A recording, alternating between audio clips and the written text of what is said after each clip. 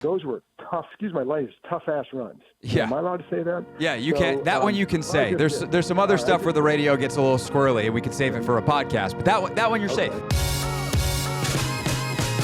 It is our pleasure to welcome to the show our good friend John Keim, ESPN.com Commanders reporter, because the Commanders are being linked to Deebo Samuel in a report from Fox Sports, and John has been covering this story, including a great podcast with his colleague Nick Wagner, who covers the Niners for ESPN.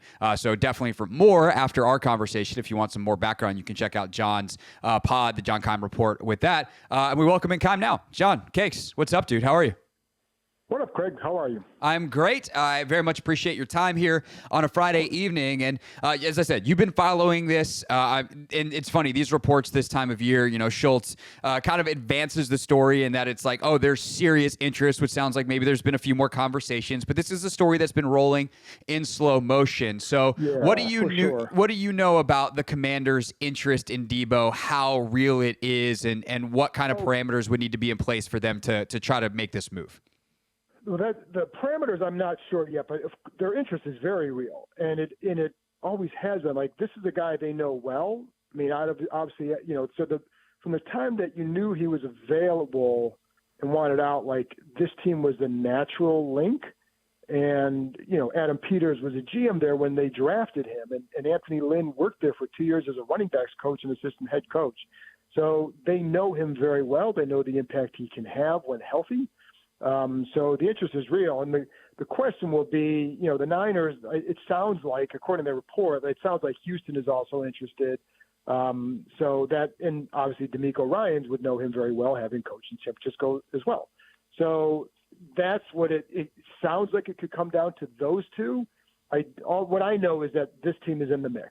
That's what we know. And I don't know, like, the cost of it. It still sounds like it would be a day 3 draft pick. The Niners don't have a ton of leverage because they're not going to keep him. So the leverage is how many teams are involved and what would they give up. So that's where they get the leverage. So, because they're going to have to, they'll end up cutting him if they don't trade him. But if you have a couple teams interested, then I think something gets done. They will cut him if they don't trade him. Could probably also be said about John Allen with Washington. Correct. Is that something where, like, the way the contracts are structured and the team needs potentially matching up, could John and Deebo and some kind of pick swap be something that happens? As of right now, I don't see that angle. I think the Niners would be doing this also to kind of free up cap space for, if they're going to, it'd be a swap of contracts for them. I don't know that they would, I could see them maybe if John gets cut, maybe talking to him or pursuing him that way. I don't know that this would be a player for player trade. Just because, again, the salary cost for John on the cap would be, I think, what for a new team is $15.5 million, something like that. Yep. So I don't know that they would do that. Someone else told me that they didn't think that, but like, until, as you know, with these things, it's hard to be absolute about anything at this time of the year. So I would just say I don't see that, but then it doesn't mean they wouldn't have interest if he was free. I just don't know if it would be, because then you might be able to control the price a little bit better. Right. But in this, and I think they have some guys in the line that they like that's cheaper, and maybe could give them something similar for less. But if you can get them cheaper, that's great. But I don't know that I'd see a player-for-player swap at this point. So if Deebo Samuel were to wind up in Washington, we know that would be then a piece of their receiver room. The question I would have then is, like, what piece is he? Is he like, is that wide receiver 2? And then they're trying to fill out the rest with the Olamide Zacchaeuses of the world or whoever else. Is he like his own piece because he's kind of this chess piece, movable weapon type? Like, how does that affect what you think they would do in the rest of the receiver market? I think you still have to go out and try and get another guy. I think he'd be a fun, versatile weapon. The funny thing is, like, every year you kind of hear that, you kind of wonder, like, how much does he want to continue doing both receiver and running back, because it does take a toll on a player, right?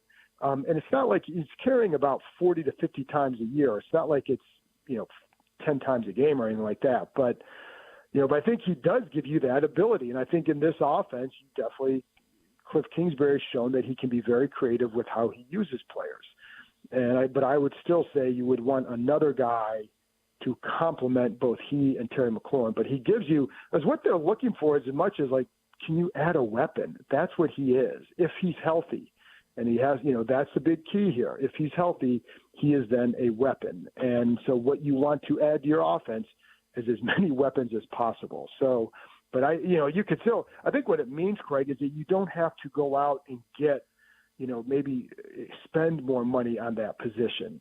You could always, you can look for somewhere in the draft to bring another young guy in. And plus, they have other guys that they would want to bring back in, Olamide Zaccheaus, whether it's Diami or Noah Brown. Like, I think you can still do something there. But I would want to add more, even like if you brought back Noah or whatever. And with Deebo, I'd want to get another guy in here just for depth. And you have guys that with injury histories there. John Keim, ESPN, with us here on the Hoffman Show. He's such an interesting piece because he's so physical. And, as you talked about with Nick. Go ahead, John. Yeah.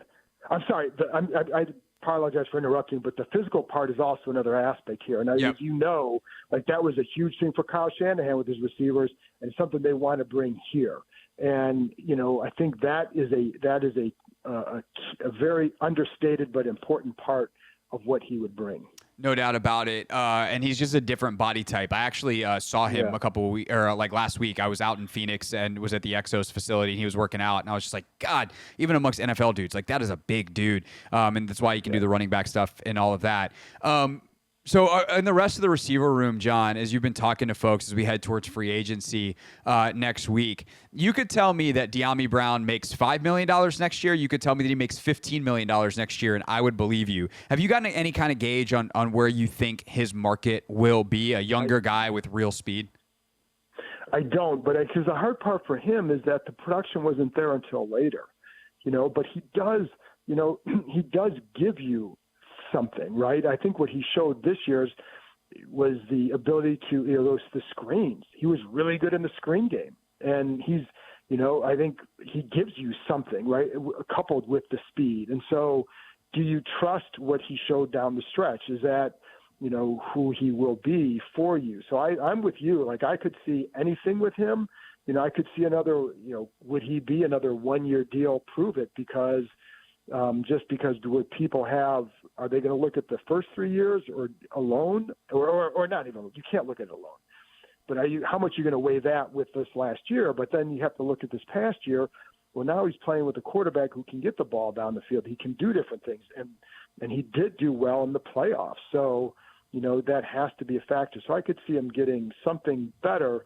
But I'm with you. Like I don't have a great feel yet for his market. I'm hoping to get that more like over the next week or so to see what it really is. Because it's, I'm with you. Like he showed something and he does have skills. I mean, I really liked watching him on those screens. I mean, those were tough. Excuse my language, tough ass runs. Yeah. Am I allowed to say that? Yeah, you can. That one you can say. There's some other stuff where the radio gets a little squirrely, and we can save it for a podcast. But that one you're safe. There you go. Okay, good. But he does have those, and I think like there's something to be said for that as well, because not every receiver is going to run the way he did on those screens. Now I just want to do like an uncensored football guy podcast on either our show or your show, but we'll save that for another day and not regulated by the FCC here on the radio. John Keim with us for another minute or two here on the Hoffman Show. Real quick on the way out here, John, the guys that we would think they're probably working on now, like the top of their priorities list, would be Zach Ertz, Bobby Wagner, and Jeremy Chin. Do you presume that any of those three get re-signed before the league year opens and before free agency begins? I would think so, because they want them back, and so I would think so. Yes, I would think so. It's just, listen, man, it makes sense. We know they want them back. We know they want to be back. So things are in place for that. So I would be surprised if all of them hit the market, for sure, because I mean, I know with Ertz and Wagner, I don't know what their market is going to be. I think Zach could have one maybe a little bit more because of position, and I think with Bobby, I think it's his value here is high, and they know it. So they want him back. They want Ertz back. I think they get something. My guess, Craig, this is a guess. My guess is they would get it done beforehand. Yeah, I think it's especially with Zach. Like Bobby, I could see going back to the West Coast and just being like, hey, this was a great year. I'll be rooting for you guys from over here, but I'm going to get back. Like, I'm done at Howard. I have no reason to be on the East Coast anymore. Zach is like, I want to restart my career with Jaden Daniels. So I feel like and by the way, Cliff is the only guy he said he wants to play for the rest of his career, too. He's only got one place he can do that. Right. So we'll see how that goes down. John Keim, you can check out the podcast, the John Keim Report, wherever you get your podcast. And, of course, read him as news breaks and analysis is necessary at ESPN.com. John, appreciate it, sir. Have a great weekend, and I'm sure I'll talk to you soon. Thanks, Craig. Always enjoy. This is The Hoffman Show on the Team 980 and the Odyssey app.